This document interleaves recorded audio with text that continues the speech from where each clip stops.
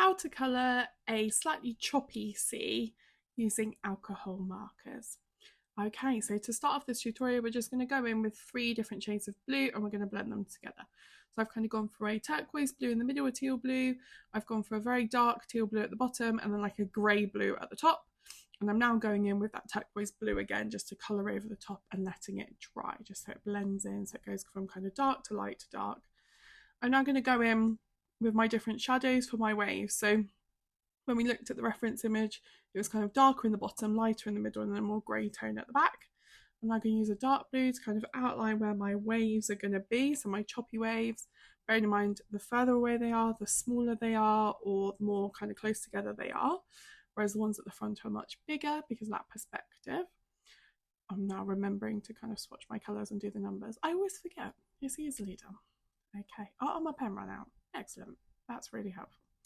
Okay, so we've got our waves down. Now I'm going to go in my white and then kind of dabbing it with my finger as I put it on, so with my Posca pen, because the waves are kind of breaking, they're choppy, you've got that white foam on the top as they kind of are breaking in the rough sea.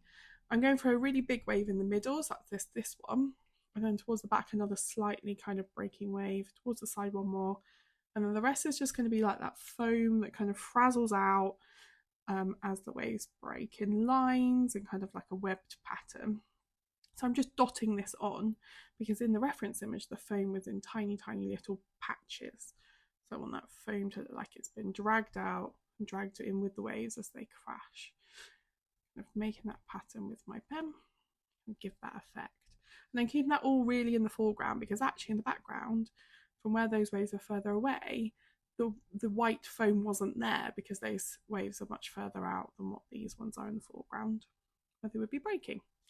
Basically, the waves in the background aren't breaking. I'll get there eventually. So yeah, so this is how you do kind of a rough sea with breaking waves kind of texture. I'm going in with my turquoise again, just to kind of colour and mute down those white highlights in the background, because again, they are further away, they're not in that foreground, keeping that perspective. Here's how you colour in some choppy waves. Let me know if you try out this tutorial. I'd love to see your colouring with this technique.